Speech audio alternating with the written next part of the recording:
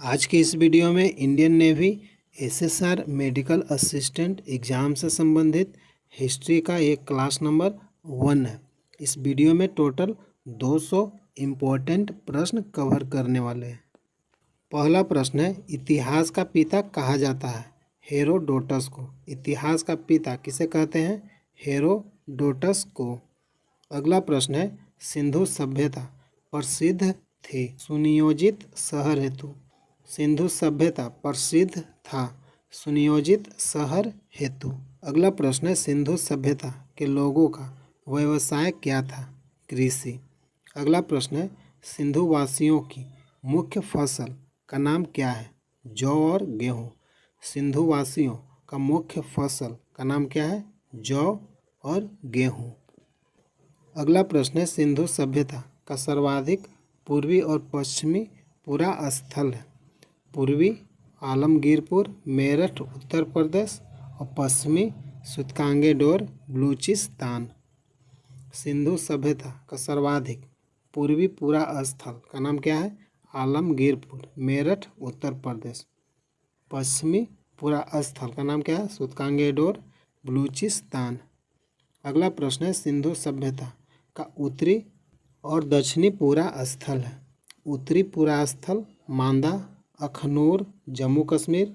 दक्षिणी पूरा स्थल दाइमाबाद अहमदनगर महाराष्ट्र। अगला प्रश्न है, हड़प्पा सभ्यता के बारे में सबसे पहले जानकारी किसने दिया? चार्ल्स मैसन। कब दिए थे? 1926 में।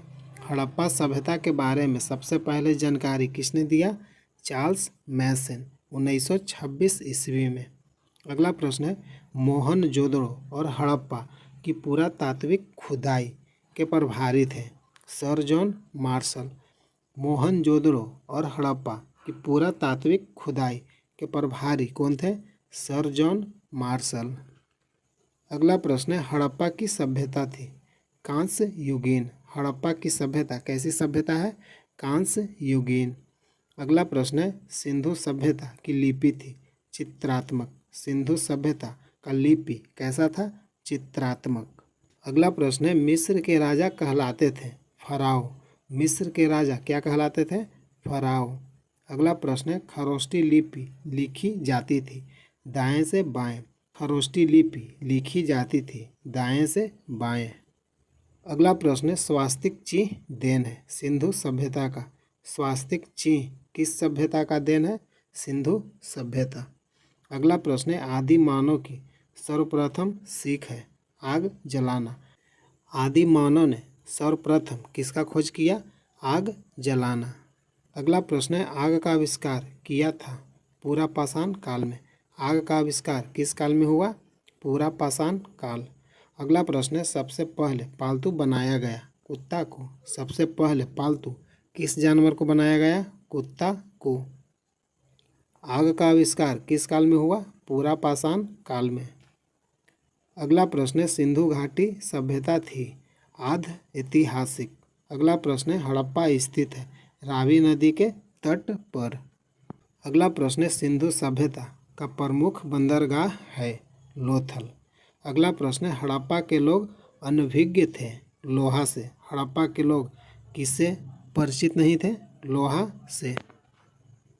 अगला प्रश्न है, हड़प्पा में मिट्टी के बर्तन पर प्रयुक्त रंग था लाल। अगला प्रश्न है, मृद भांड चावल के दाने मिले हैं लोथल से। मृद भांड चावल के दाने कहाँ से मिला है? लोथल से। हड़प्पा में मिट्टी के बर्तन पर प्रयुक्त रंग कैसा था? लाल। अगला प्रश्न है, सिंधु सभ्यता का सर्वमान्य काल है 2500 से 1750 ईसा पूर्व। सिंधु सभ्यता का सर्वमान्य काल क्या है? 2500 ईस्वी से 1750 ईसा पूर्व। अगला प्रश्न है, मोहनजोदड़ो स्थित है पाकिस्तान में। मोहनजोदड़ो कहाँ स्थित है? पाकिस्तान। अगला प्रश्न है, मोहनजोदड़ो की खोज किया रखालदास बनर्जी। मोहनजोदड़ो का खोज किसने किया था? रखालदास बनर्जी। अगला प्रश्न है, नर्तकी की कांस्य मूर्ति मिली है मोहनजोदड़ो से। नर्तकी की कांस्य मूर्ति कहाँ से मिला है? मोहनजोदड़ो। अगला प्रश्न है सिंधु सभ्यता की सबसे बड़ी इमारत है मोहनजोदड़ो से प्राप्त अन्नागार। सिंधु सभ्यता की सबसे बड़ी इमारत क्या है? अन्नागार। कहाँ से प्राप्त हुआ है? मोहनजोदड़ो। अगला प्रश्न है मोहनजोदड़ो का खोज कब हुआ? 1922 में। से प्राप्त प्रमुख स्मारक का नाम क्या है? बृहत स्नानागार। बृहत स्नानागार कहाँ से प्राप्त हुआ है? मोहनजोदड़ो से। मोहनजोदड़ो का खोज कब हुआ? 1922 ईस्वी को। अगला प्रश्न है मेसोपोटामिया आधुनिक नाम इराक का अर्थ है दो नदियों के बीच की भूमि। अगला प्रश्न है हड़प्पा की खुदाई हुआ था दयाराम साहनी के नेतृत्व में 1921 को। हड़प्पा की खुदाई कब हुआ? 1921 ईस्वी को। किसने किया? दयाराम साहनी ने। हड़प्पा की खुदाई किसके नेतृत्व में हुआ? दयाराम साहनी के नेतृत्व में। हड़प्पा की खुदाई कब हुआ था? 1921 ईस्वी को। अगला प्रश्न है सिंधु घाटी के लोग पूजा किस देवी के करते थे? मातृ देवी की। अगला प्रश्न है पुराणों की संख्या कितना है? 18। पुराणों की संख्या कितना है? 18। पुराणों का रचना किस काल में हुआ? गुप्त काल में। पुराणों की संख्या कितना है? 18। पुराणों का रचना किस काल में हुआ है? गुप्त काल। अगला प्रश्न है सबसे प्राचीन पुराण है मत्स्य पुराण। अगला प्रश्न है पुराणों के रचयिता हैं लोमहर्ष और उग्र श्रवा। पुराणों के रचयिता किसे माना जाता है? लोमहर्ष और उग्र श्रवा। अगला प्रश्न है वेद और वेदांगों की संख्या कितना है? वेद 4, वेदांगों की संख्या 6। अगला प्रश्न है उपनिषद की संख्या कितना है? 108। अगला प्रश्न है पुराणों का अध्ययन करने वाला प्रथम मुसलमान कौन था? अल-बरूनी। अगला प्रश्न है उपनिषद विषय वस्तु है दर्शन का। अगला प्रश्न है ब्राह्मण संबंधित है कर्म कांड से। अगला प्रश्न है सबसे प्राचीनतम वेद है ऋग्वेद। ऋग्वेद में सूक्तों की संख्या कितना है? 1028। सबसे प्राचीनतम वेद कौन है? ऋग्वेद। ऋग्वेद में सूक्तों की संख्या कितना है? 1028। अगला प्रश्न है गद और पद वाला वेद है यजुर्वेद। गद और पद वाला वेद कौन सा है? यजुर्वेद। अगला प्रश्न है शतपथ ब्राह्मण संबंधित है यजुर्वेद से। अगला प्रश्न है तंत्र मंत्र संग्रहित वेद है अथर्ववेद। तंत्र मंत्र किस वेद में है? अथर्ववेद। अगला प्रश्न है भारतीय संगीत का जनक है। भारतीय संगीत का जनक है सामवेद। सामवेद को भारतीय संगीत का जनक कहा जाता है। भारतीय संगीत का जनक किसे कहते हैं? सामवेद। अगला प्रश्न है गायत्री मंत्र लिया गया है ऋग्वेद से। अगला प्रश्न है गायत्री मंत्र के रचनाकार है विश्वामित्र। अगला प्रश्न है गायत्री मंत्र समर्पित है सावित्री सूर्य देवता को। अगला प्रश्न है गोत्र शब्द मिलता है अथर्ववेद में। गोत्र शब्द किस वेद में मिलता है? अथर्ववेद। अगला प्रश्न है भागवत धर्म के प्रवर्तक थे कृष्ण। अगला प्रश्न है भक्ति आंदोलन का प्रारंभ किस संतों ने प्रारंभ किया? अलवर संतों ने।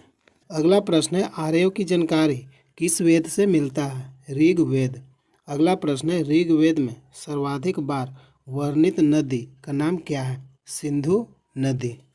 अगला प्रश्न है ऋग्वेद में वर्णित सबसे पवित्र नदी का नाम क्या है? सरस्वती नदी। ऋग्वेद में सर्वाधिक बार वर्णित नदी का नाम क्या है? सिंधु नदी। ऋग्वेद में सबसे पवित्र नदी कौन है? सरस्वती नदी। अगला प्रश्न है ऋग्वेद में वर्णित प्रमुख देवता का नाम क्या है? इंद्र, जिन्हें पुरंदर के नाम से जानते हैं। अगला प्रश्न है ऋग्वेद में सबसे बाद निर्मित मंडल कौन सा है? 10वां मंडल। अगला प्रश्न है ऋग्वेद में पूर्णतः सोम को समर्पित मंडल है 9वां मंडल। सोम देवता को ऋग्वेद में कौन सा मंडल समर्पित है? 9वां मंडल। अगला प्रश्न है सत्यमेव जयते कहाँ से लिया गया? मुंडको उपनिषद। अगला प्रश्न है प्राचीन हिंदू विधि का लेखक कौन है? मनु। अगला प्रश्न है स्मृति ग्रंथों में सबसे प्राचीन है मनु स्मृति। अगला प्रश्न है पुस्तक मिताक्षरा के लेखक कौन है? विज्ञानेश्वर। अगला प्रश्न है महाभारत का अन्य नाम क्या है? जय संहिता। महाभारत का अन्य नाम क्या है? जय संहिता। अगला प्रश्न है महाभारत के रचना किसने किया था? वेद व्यास। महाभारत के रचना किसने किया था? वेद व्यास। महाभारत के फारसी अनुवाद का शीर्षक का नाम क्या है? रज्मनामा। अगला प्रश्न है आर्यों का भारत आगमन कब हुआ था? 1500 ईसा पूर्व से पहले। महाभारत की रचना किसने किया? वेद व्यास। महाभारत के फारसी अनुवाद का शीर्षक का नाम क्या है? रज्मनामा। आर्यों का भारत आगमन कब हुआ? 1500 ईसा पूर्व से पहले। अगला प्रश्न है आर्य पहले बसे पंजाब और अफगानिस्तान में। अगला प्रश्न है ऋग्वैदिक आर्यों की भाषा थी संस्कृत। अगला प्रश्न है आर्य लोग भारत आए थे मध्य एशिया से। आर्य लोग भारत कहाँ से आए थे? मध्य एशिया से। अगला प्रश्न है शून्यवाद का प्रतिपादक है नागार्जुन। अगला प्रश्न है बुद्ध जन्मे थे लुम्बिनी में। बुद्ध का जन्म कहाँ हुआ था? लुम्बिनी में। कब हुआ था? 563 ईसा पूर्व। अगला प्रश्न है बुद्ध की मृत्यु कहाँ हुआ? कुशीनगर में। कब हुआ था? 483 ईसा पूर्व। शून्यवाद का प्रतिपादक किसे माना जाता है? नागार्जुन। बुद्ध का जन्म कहाँ हुआ था? लुम्बिनी में। 563 ईसा पूर्व। बुद्ध की मृत्यु कहाँ हुआ था? कुशीनगर। कब हुआ था? 483 ईसा पूर्व। अगला प्रश्न है बुद्ध की मृत्यु की घटना को क्या कहते हैं? महापरिनिर्वाण। अगला प्रश्न है बुद्ध के प्रथम गुरु कौन थे? अलार कलाम। अगला प्रश्न है बुद्ध द्वारा गृह त्याग की घटना को क्या कहते हैं? महाभिनिष्क्रमण। अगला प्रश्न है बुद्ध का प्रथम प्रवचन कहलाता है धर्मचक्र प्रवर्तन। अगला प्रश्न है बुद्ध ने उपदेश दिया था पाली भाषा में। अगला प्रश्न है बुद्ध ने सर्वाधिक उपदेश दिए श्रावस्ती में। अगला प्रश्न है बुद्ध धर्म के त्रिरत्न है बुद्ध धम्म संघ। अगला प्रश्न है बुद्ध धर्म ग्रहण करने वाली प्रथम महिला है गौतमी प्रजापति गौतमी। अगला प्रश्न है प्रथम बौद्ध संगीति 483 ईसा पूर्व कहाँ हुआ था? अजाद शत्रु के शासनकाल में राजगृह। प्रथम बौद्ध संगीति 483 ईसा में कहाँ हुआ था? राजगृह। किसके शासनकाल में हुआ था? अजाद शत्रु के शासन काल में। अगला प्रश्न है चतुर्थ बौद्ध संगीति कब हुआ था? कुंडलवन कश्मीर में कनिष्क के समय में हुआ था। अगला प्रश्न है बौद्ध संगीति के आयोजन स्थल का क्रम क्या है? बौद्ध संगीति राजगृह वैशाली पाटलिपुत्र कश्मीर इन्हीं 4 स्थानों पर बौद्ध संगीति का आयोजन हुआ था। अगला प्रश्न है बुद्ध के पूर्व जन्म पर आधारित कथा का नाम क्या है? जातक कथा। जातक कथा बुद्ध के पूर्व जन्म पर आधारित कथा है। अगला प्रश्न है अजंता की गुफाओं में किस ग्रंथ का चित्रण है? जातक। बौद्धों का पवित्र ग्रंथ। बौद्धों का पवित्र ग्रंथ का नाम क्या है? जातक। अगला प्रश्न है बौद्ध धर्म का प्रमुख ग्रंथ है पिटक। अगला प्रश्न है बौद्ध धर्म का पूजा स्थल है चैत्य मंडप। अजंता की गुफाओं में किस ग्रंथ का चित्रण है? जातक। अगला प्रश्न है बुद्ध चरित्र के लेखक हैं अश्वघोष। अगला प्रश्न है आजीवक पंथ का प्रवर्तक है मोखली गोसाल। अगला प्रश्न है हिजरी संवत का शुरुआत कब हुआ? 622 ईसा पूर्व। अगला प्रश्न है सिखवाद का प्रवर्तन है 1500 ईसा पूर्व 16वीं सदी में। अगला प्रश्न है सूफी धर्म आंदोलन का विकास कब हुआ? 9वीं सदी में। अगला प्रश्न है इस्लाम के प्रवर्तक हज़रत मोहम्मद साहब का जन्म हुआ था मक्का में। कब हुआ था? 570 ईसा पूर्व। अगला प्रश्न है जैन धर्म के प्रथम तीर्थकर थे ऋषभ देव। जैन धर्म के प्रथम तीर्थकर कौन थे? ऋषभ देव। जैन धर्म में कुल कितना तीर्थकर हुए? 24। जैन धर्म के अंतिम तीर्थकर का नाम क्या है? महावीर स्वामी। अगला प्रश्न है जैन धर्म के अंतिम 24वें तीर्थकर का नाम क्या है? महावीर स्वामी। अगला प्रश्न है जैन तीर्थकर का जीवनी का उल्लेख है कल्प सूत्र में। अगला प्रश्न है महावीर की मृत्यु कब हुई थी? 468 ईस्वी में पावापुरी में। महावीर स्वामी की मृत्यु कहाँ हुआ? पावापुरी में। कब हुआ था? 468 ईसा पूर्व 468 ईसा पूर्व। अगला प्रश्न है महावीर की मृत्यु हुई थी पावापुरी में। अगला प्रश्न है महावीर किस राजघराने में पैदा हुए? क्षत्रिय कुल में। अगला प्रश्न है महावीर का प्रथम अनुयायी था जमाली, उनका दामाद। महावीर का प्रथम अनुयायी कौन था? जमाली, उनका दामाद। अगला प्रश्न है महावीर और बुद्ध दोनों ने उपदेश दिया था मगध नरेश बिंबिसार के शासनकाल में। महावीर और बुद्ध दोनों ने उपदेश किसके शासनकाल में दिया? मगध नरेश बिंबिसार के शासनकाल में। अगला प्रश्न है जैन धर्म के त्रिरत्न का नाम क्या है? सम्यक दर्शन, सम्यक ज्ञान, सम्यक आचरण। जैन धर्म का त्रिरत्न क्या है? सम्यक दर्शन, सम्यक ज्ञान, सम्यक आचरण। बुद्ध का त्रिरत्न क्या है? बुद्ध, धम्म, संघ। अगला प्रश्न है जैन धर्म का परम लक्ष्य है मोक्ष। अगला प्रश्न है प्रथम जैन सभा 322 ईसा पूर्व कहाँ हुआ था? पाटलिपुत्र, चंद्रगुप्त मौर्य के समय में। प्रथम जैन सभा कब हुआ था? 322 ईसा पूर्व। कहाँ हुआ था? पाटलिपुत्र, चंद्रगुप्त मौर्य के समय में। अगला प्रश्न है दूसरी जैन सभा 512 ईस्वी में कहाँ हुआ था? वल्लभी। दूसरी जैन सभा कहाँ हुआ था? वल्लभी। किसके अध्यक्षता में हुआ था? श्रवण, देवर्षि क्षमा श्रवण। अगला प्रश्न है जैन साहित्य को कहा जाता है? आगम। अगला प्रश्न है ईसा मसीह का जन्म हुआ था 4 ईसा पूर्व। जन्म कहाँ हुआ था? बेथलेहम। अगला प्रश्न है ईसा मसीह को सूली पर किसने चढ़ाया था? 33 ईसा पूर्व। शुक्रवार को रोमन गवर्नर पोटियस के द्वारा सूली पर चढ़ाया गया था। ईसा मसीह को सूली पर किसने चढ़ाया? रोमन गवर्नर पोटियस ने। अगला प्रश्न है मगध की राजधानी गिरिब्रज राजगृह है। अगला प्रश्न है 16 महाजनपदों की सूची उपलब्ध है अंगुत्तर निकाय में। अगला प्रश्न है शिशुनाग वंश का संस्थापक किसे माना जाता है? शिशुनाग।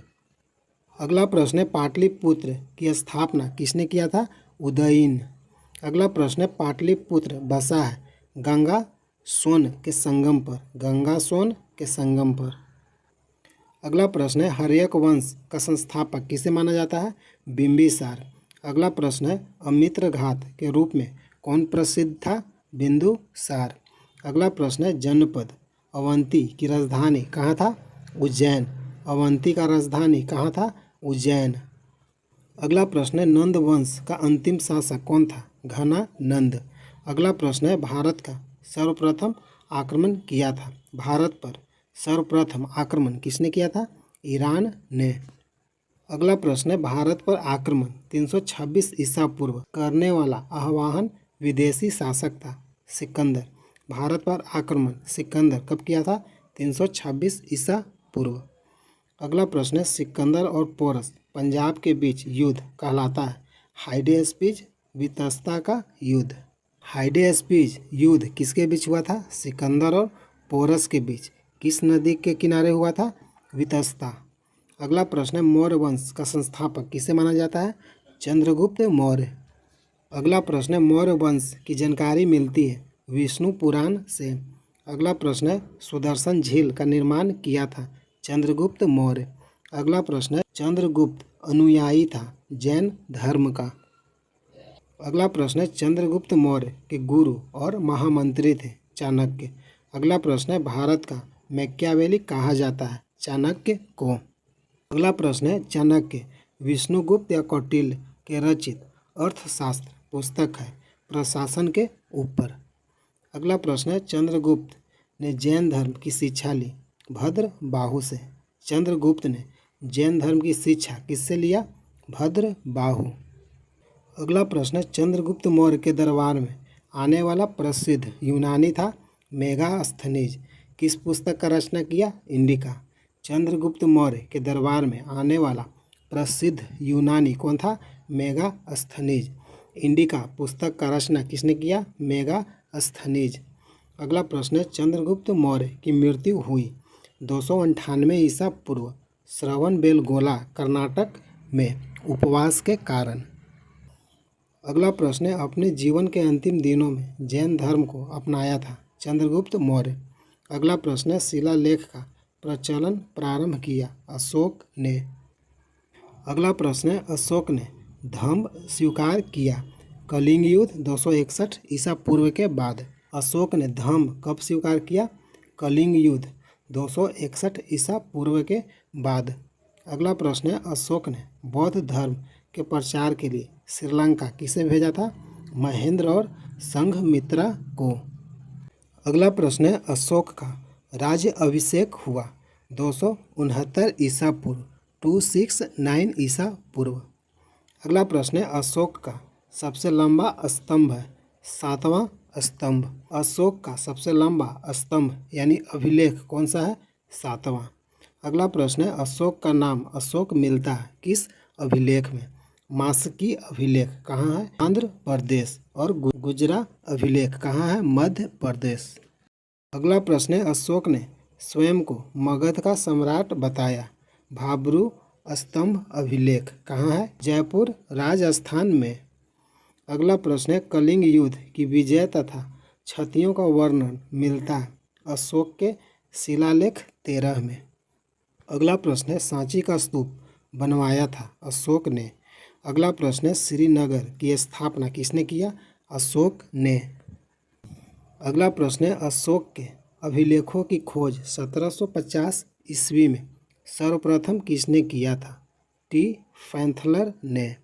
अगला प्रश्न है, अशोक के अभिलेखों को सर्वप्रथम पढ़ा था जेम्स प्रिंसेप 1837 ईसा पूर्व। अशोक के अभिलेख को सर्वप्रथम किसने पढ़ा था? James Prinsep.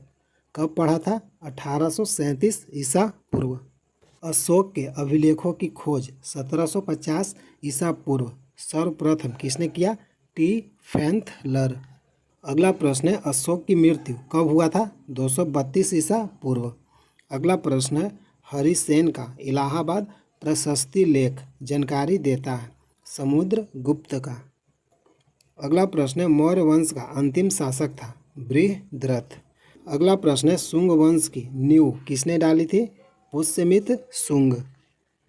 अगला प्रश्न है, भरहुत स्तूप का निर्माण करता था पुष्यमित्र शुंग। अगला प्रश्न है, शुंग वंश का अंतिम शासक था देवभूति। अगला प्रश्न है, भारतीय सीमा में प्रवेश करने वाला प्रथम यवन शासक कौन था? डेमेट्रियस प्रथम। अगला प्रश्न है, डेमेट्रियस को पराजित किया पुष्यमित्र शुंग ने। अगला प्रश्न है, पुष्यमित्र शुंग ने अश्वमेध यज्ञ करवाया था 2 बार।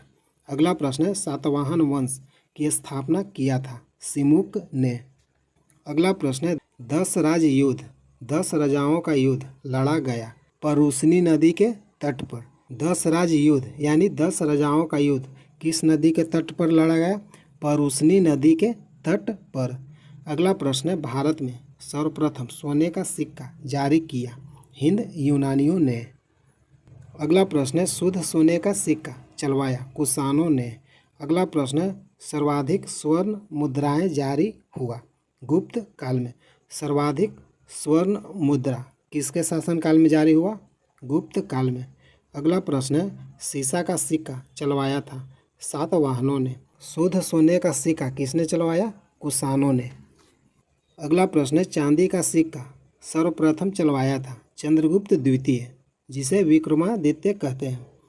चंद्रगुप्त द्वितीय को विक्रमादित्य कहते हैं। चांदी का सिक्का सर्वप्रथम किसने चलाया? चंद्रगुप्त द्वितीय।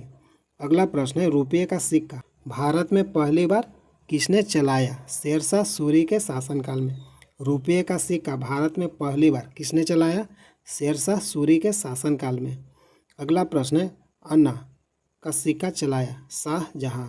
अन्ना का सिक्का किसने चलाया? शाहजहां। अगला प्रश्न है, कुषाण वंश का संस्थापक था कुजुल कडफिसेस। कुषाण वंश का संस्थापक किसे माना जाता है? कुजुल कडफिसेस।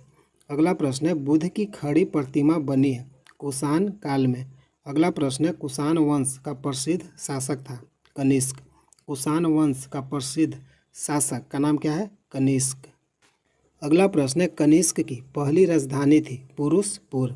अगला प्रश्न है, कनिष्क की दूसरी राजधानी थी मथुरा। अगला प्रश्न है, शक संवत चलाया कनिष्क ने। शक संवत किसने चलाया? कनिष्क ने। शक संवत 78 ईसा पूर्व। किसने चलाया? कनिष्क ने। अगला प्रश्न है मूर्तियों का निर्माण हुआ है कुषाण काल में। अगला प्रश्न है मंदिर का निर्माण हुआ है गुप्त काल में। मूर्तियों का निर्माण किस काल से शुरू हुआ है? कुषाण काल से। मंदिर का निर्माण किस काल से शुरू हुआ है? गुप्त काल से। अगला प्रश्न है गुप्त वंश का संस्थापक था श्री गुप्त। गुप्त वंश का संस्थापक कौन था? श्री गुप्त। अगला प्रश्न है मंदिर निर्माण कला में विमान शैली का प्रचलन हुआ था चोल वंश के शासन में। अगला प्रश्न है दशमलव प्रणाली का जन्म हुआ गुप्त काल में। दशमलव प्रणाली का जन्म हुआ किस काल में? गुप्त काल। अगला प्रश्न है राष्ट्रीय पंचांग आधारित है शक संवत पर। राष्ट्रीय पंचांग किस संवत पर आधारित है? शक संवत। अगला प्रश्न है चरक कौन थे? आयुर्वेद के जनक।